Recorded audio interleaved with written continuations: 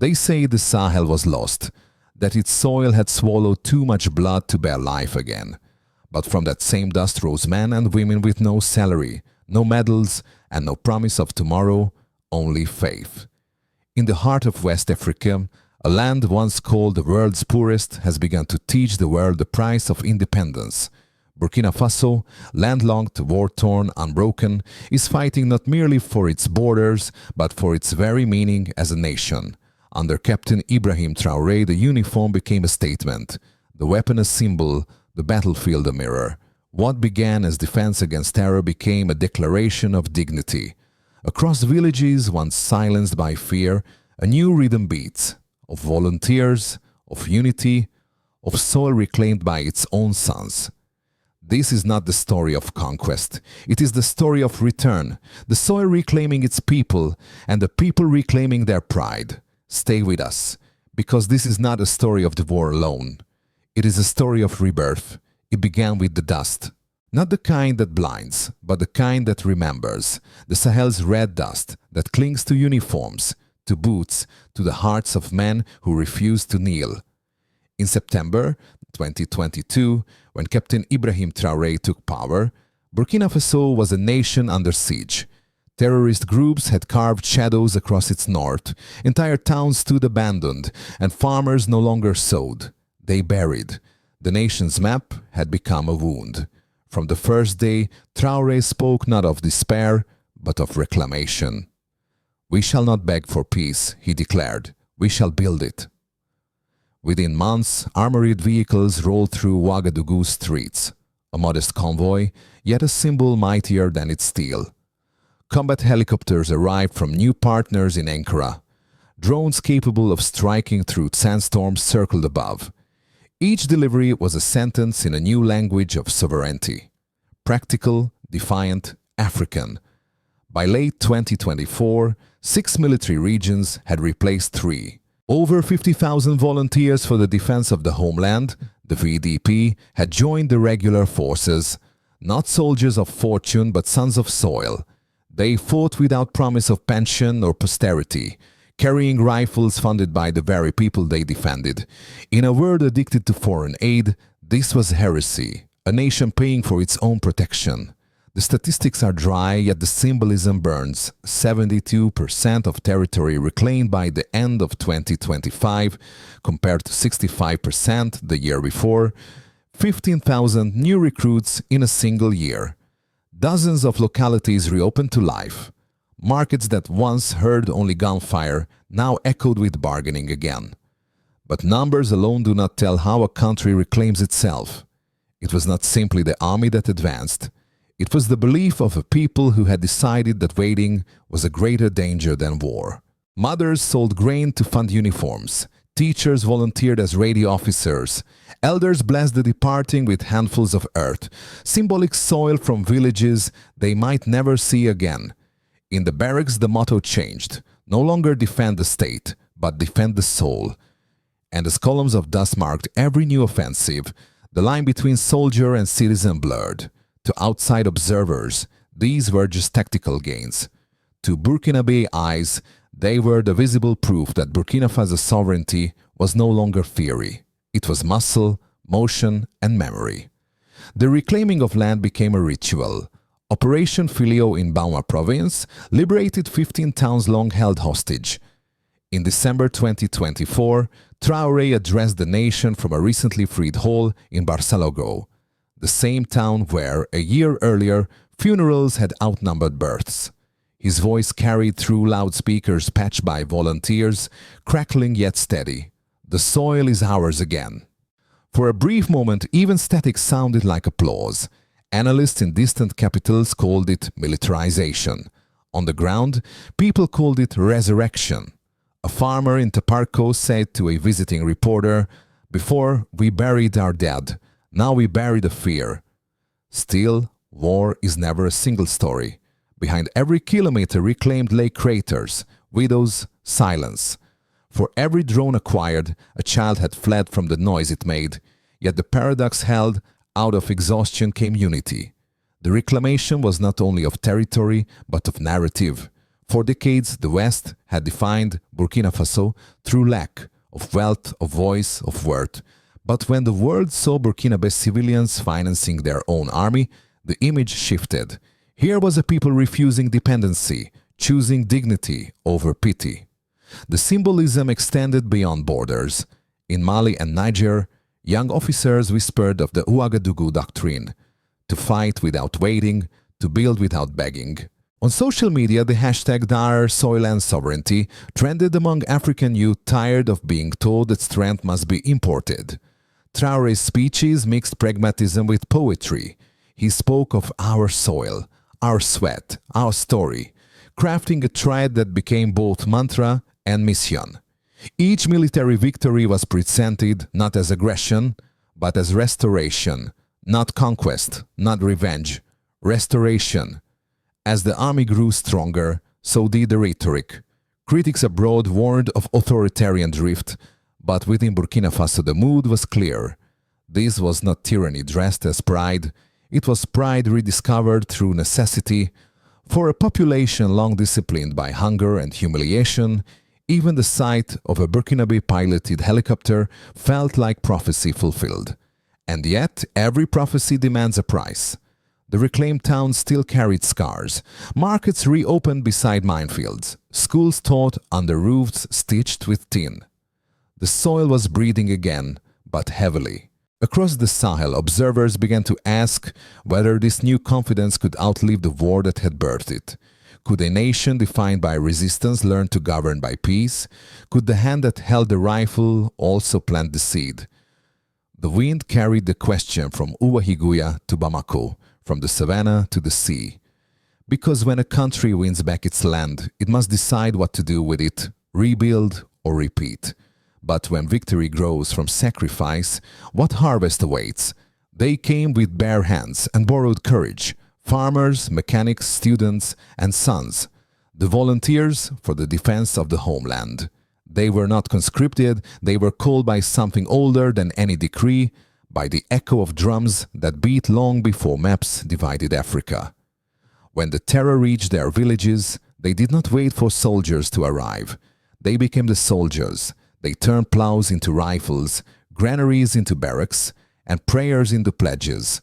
Their oath was not to a government, but to a ground they could not bear to lose again. The state named them VDP. The people named them brothers. Each volunteer carried a story. A mother who joined after her husband was killed harvesting millet. A teacher who left his classroom to guard a bridge. A mechanic who welded his own gun mount from the scraps of abandoned trucks. They called it patriotism, others called it desperation. Yet both words meant survival. At first the world dismissed them. Amateurs, militias, fodder. But soon the results spoke louder. The VDP held lines where trained battalions once faltered. They knew every path, every river bend, every shadow.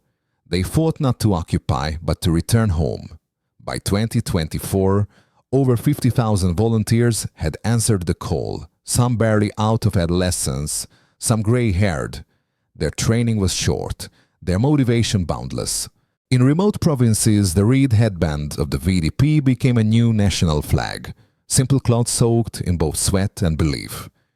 During the December 2024 ceremony, Traoré decorated wounded volunteers with the Order of Burkina Merit.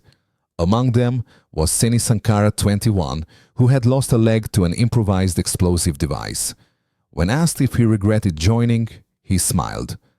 "I only regret that I can no longer run fast enough to defend others." His words spread across radio waves, turning pity into pride. In that moment, the abstract phrase Burkina Faso's sovereignty found a face, young, scarred, defiant. It was no longer an idea preached from podiums, it was walking on crutches, saluting with one arm, smiling through pain. The volunteers embodied a truth that textbooks had long ignored. Sovereignty is not declared, it is lived, and often it is bled for. Yet their courage carried contradiction. The same state that honored them often failed to feed them. Some fought with rifles older than themselves. Many died unnamed, but anonymity became its own badge of honor. The belief that what matters is not recognition, but continuation. They were given little, yet they gave everything. They fought with resolve, yet were haunted by memory. They won ground, yet lost innocence. For the Burkinabe, the VDP were not just defenders. They were mirrors, showing each citizen what patriotism looks like stripped of rhetoric. They transformed despair into discipline, chaos into cohesion, and through them a new moral question arose: when the people themselves become the army, who remains the people? In the villages, children grew up playing VDP instead of football. Songs changed, lullabies spoke of rifles beside beds, wives learned to reload cartridges as they once pounded millet. The line between the protector and the protected blurred until there was only one word left: survival. International observers raised alarms about militarization. Western analysts warned of state-sponsored vigilantism, but they misunderstood the essence. The VDP were not born of propaganda.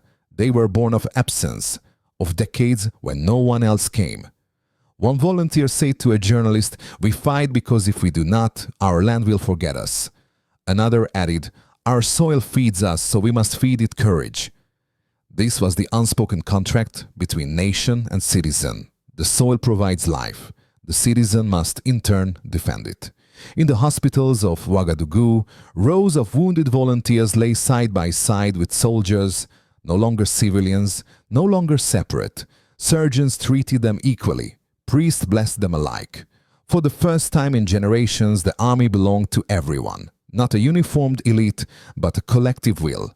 To many, this merging of people and army symbolized renewal. To others, danger. History had warned that revolutions built on weapons can forget why they began. And yet, in the faces of those volunteers, it was hard to doubt the purity of the purpose. A journalist from Dakar wrote, "The VDP are not a militia. They are the pulse of a nation that refuses to die quietly." Indeed, their pulse was contagious. In Mali and Niger, young men whispered, "If they can fight, why not us?" Hashtags multiplied, murals appeared, a digital and physical echo of the same message. Africa will defend itself. What began as local defense was becoming continental defiance. Still, every symbol bears its shadow. As the war dragged on, fatigue crept in. Some volunteers questioned the leadership that sent them into battle without enough gear. Others worried that power was shifting too much toward the gun. Yet even among the disillusioned, there was pride. One elder summarized it simply: "We may die poor, but not powerless." For the first time, the concept of sovereignty was no longer an elite conversation about borders or treaties. It was an everyday act of guarding a field, sharing a bullet, refusing to flee. The soil had taught them a lesson older than any constitution. Freedom is not given, it is tilled. If every farmer becomes a fighter, who will sow tomorrow's seeds? Every revolution must learn to eat what it kills. Victory feeds pride, but pride alone cannot feed the people. After the dust of battle began to settle, the harder war began, the war of rebuilding. The patriotic chants that once echoed through Ouagadougou's streets gave way to quieter questions: how to turn liberation into livelihood, how to transform bravery into bread. Captain Ibrahim Traoré had promised a new social contract, one grounded in self-reliance. In 2024, his government nationalized key gold mines, transferring control from foreign corporations to a state-owned company. Overnight, the map of ownership changed. For the first time in the decades, the gold beneath Burkinabe soil was claimed by Burkinabe hands.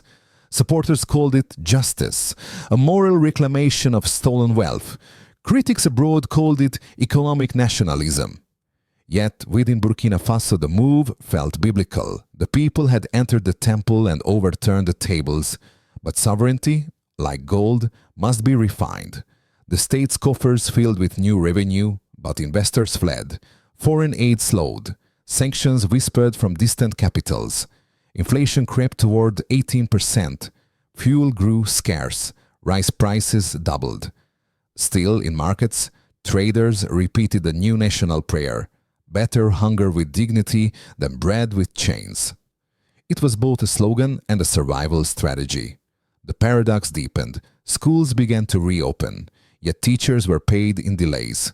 New roads were built, yet potholes multiplied faster than promises. Freedom of speech narrowed as the government tightened control over the press. A few journalists disappeared, others enlisted, some willingly, some not.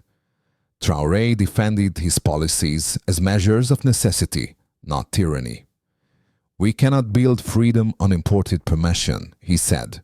To many those words resonated. To others, they sounded like warning bells. And so the moral argument of sovereignty took on weight. What does independence mean if the voice that demands it silences others? What is strength without accountability? Among the youth debate rage, some saw Traoré as a second Sankara, a soldier poet defying empire. Others feared that the dream of dignity was hardening into dogma.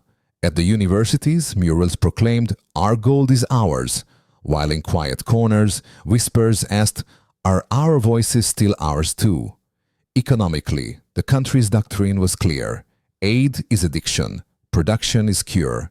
The government promoted local cooperatives, small-scale refineries, and community agriculture. Patriotic funds financed not only weapons, but also wells. Each success, however small, was presented as evidence that Burkina Faso's sovereignty could survive without charity. Yet survival came at a cost. Public services strained, the middle class shrank. The same people who had sacrificed for the war now sacrificed again in peace. A farmer from Koudougou summed it up. "Before, we had no freedom because we were poor. Now we are poorer, but we feel free." It was the paradox of a proud nation learning the price of its own pride. Still, something profound was happening beneath the hardship. For the first time, Burkinabe citizens discussed economics not as fate but as choice.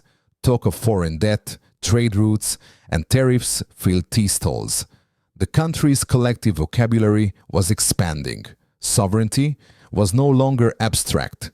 It was arithmetic. Observers abroad began to frame Burkina Faso within a broader transformation. The phrase Africa's security doctrine appeared in academic journals and think tank reports, shorthand for a new continental mindset. Nations defending themselves economically, digitally, and ideologically, not just militarily. What began as Burkina's internal adjustment was becoming a regional thesis, that Africa's safety lies not in dependency, but in disciplined autonomy. Yet inside the country, daily endurance overshadowed doctrine. Hospitals ran low on medicine, power cuts lengthened. Rumors of corruption resurfaced. Each shortage tested the patience that patriotism had once fueled. And still, the people endured. They endured because they had chosen the hardship. Endurance born of coercion is misery. Endurance born of conviction is power. Women in rural cooperatives began labeling their produce from sovereign soil. It was marketing, yes, but also message. Our sweat, our land, our future. Children recited poems on national radio. We are poor, but we are ours. The line between suffering and sanctity blurred. Sacrifice became currency, hardship became heritage. It was beautiful and dangerous. Because the moment a nation begins to romanticize struggle, it risks forgetting to end it. Burkina Faso's story, by 2025, had become a meditation on endurance. How long can a people stretch their pain before it snaps? The patriotic energy that had once united the nation began to divide it, between those who demanded tangible reform and those who demanded continued resistance. Traoré's rhetoric remained unflinching. Our ancestors died to own this land. We must live to deserve it. The crowd cheered, but somewhere in the applause lingered exhaustion. In many ways, the experiment was working. Sovereignty was visible, tangible, even exportable. Across the Sahel, neighbors studied Burkina's model, some admiring, some wary. But at home, the cracks were real: economic fatigue, moral tension, and the question that would haunt the revolution. Could the same fire that liberated also consume? Every policy carried poetry, every sacrifice carried shadow. The soil that had given birth to pride was beginning to thirst again, not for blood, but for bread. Can dignity survive when sovereignty becomes law? Beyond Burkina Faso's borders, the world watched, not in silence, but in confusion. To some, Captain Traoré was a revolutionary, to others a rebel in uniform.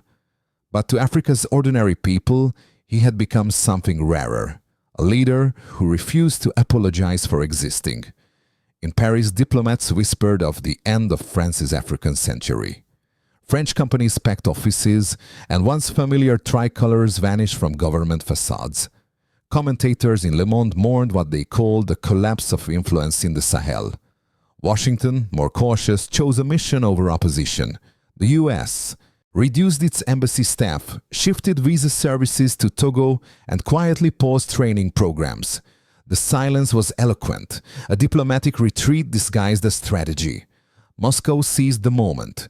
Russian technicians appeared at mining sites, their trucks stenciled with Cyrillic letters that few could read but all could interpret. Beijing moved quieter still, expanding agricultural partnerships and irrigation projects. Each arrived carrying the same message: we come without lectures. To global media, this was geopolitics. To Africans, it was justice long delayed.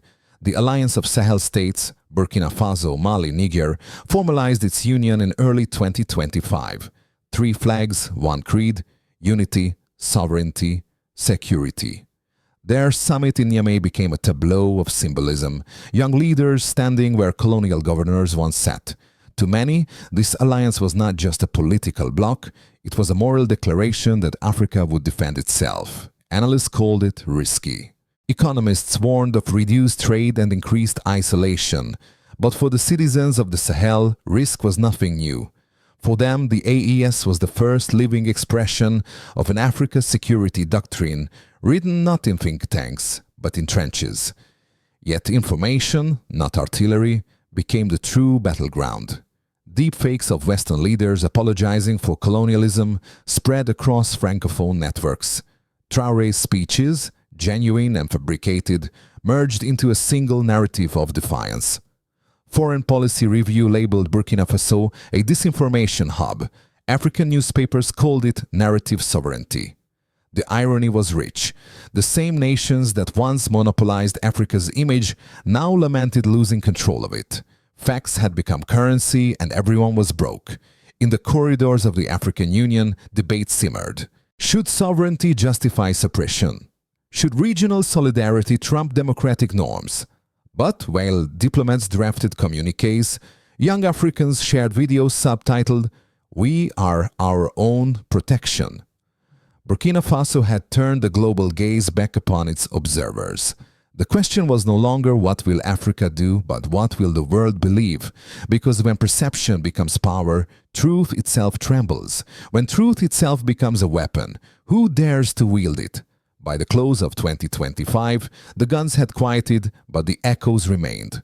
The war that had begun in trenches was now fought in classrooms, factories, and council halls. The long war of reconstruction. In Ouagadougou, schools reopened with lessons in Pan-African history. Farmers' cooperatives refined small bars of gold for domestic sale. Symbolic perhaps, yet symbolism can move mountains before markets follow. Women's associations planted trees across the north, calling it the harvest of peace. Each sapling a promise that the soil, once soaked in blood, could one day bear fruit again. Captain Traoré named the new phase strategic autonomy. His ministers spoke of rebuilding institutions on Burkinabe terms. Electricity grids extended to towns once cut off by conflict. But shortages persisted, patience wore thin. The rhetoric of victory now faced the arithmetic of governance. Still, something irreversible had begun. The young of the Sahel were no longer ashamed of poverty, they spoke instead of potential. Universities from Accra to Addis debated the same question. Could sovereignty become the continent's new common language? Across the region, the alliance of Sahel states sought to deepen cooperation, joint borders, shared intelligence, and perhaps one day a unified command. Analysts compared it to the early European coal and steel community, fragile, uncertain, yet historic. The difference lay in intent. This was not integration by surrender, but by survival. Yet the hardest test was internal. For every bridge built, suspicion still divided the towns. For every slogan of unity, someone whispered of control. Independence, once the dream, had become a discipline. In quiet moments, even Traoré's supporters wondered how long conviction could outrun exhaustion. Could faith alone power an economy? Could belief alone sustain peace? And yet, against all logic, hope persisted. It persisted in the laughter of children returning to school, in the rhythm of drums that once called men to war, now calling them to plant. It persisted because hope, like the Sahel soil, is stubborn. The journey ahead demands more than defiance. It demands design. Africa must learn not only to resist but to rebuild, not only to fight but to forge. Sovereignty cannot remain a flag waved in crisis, it must become a system sustained in calm. As the year turned, an old proverb resurfaced across radio stations.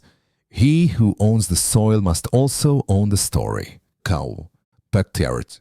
It became both warning and invitation that the next chapter of Africa's freedom will be written not by enemies or allies, but by architects, and in that authorship lies destiny. If one nation can walk alone, will the others choose to follow? The story of Burkina Faso is not only a chronicle of war, it is a meditation on what freedom truly costs. A landlocked nation once dismissed as aid-dependent has redrawn the moral map of the continent. It has shown that sovereignty is not inherited, not borrowed, not bestowed, it is built. Today, the phrase Burkina Faso sovereignty carries weight beyond its borders. It stands for every field retaken, every volunteer remembered, every family that refused exile. It stands for the right of a people to define themselves, even when the world disapproves. The nation's journey is imperfect, turbulent, unfinished. But so is every revolution that dares to humanize power. What began as rebellion has matured into reflection. How to turn resistance into governance, how to protect liberty without becoming its warden. Across Africa, the tremors are felt, from Bamako to Bissau, from Nairobi to Niamey. Young voices repeat the same refrain that security and dignity must be homegrown. The emerging Africa security doctrine is not written in treaties or think tanks. It is written in sacrifice, in cooperation, in the stubborn refusal to vanish. This doctrine declares that Africa will defend its soil, its stories, and its silence, the right to choose when to speak and when to listen. It insists that partnership must replace paternalism and trade must replace pity. Yet sovereignty is not a flag. It is a daily labor. It must be fed by justice, watered by accountability, and guarded by truth. Because power, left unchecked, can turn liberation into its own captivity. Still, the spirit of the Sahel endures. The same red soil that witnessed conquest now cradles rebirth. The same sun that scorched its people now lights their path. In the end, Burkina Faso sovereignty is not just national. It is generational. It belongs to all who believe that dignity is a seed worth planting, even in the hardest ground. Not charity, not pity, sovereignty. Because Africa's voice must no longer be an echo. It must be the thunder that awakens its own dawn. Share this story if you believe the harvest of freedom has only just begun.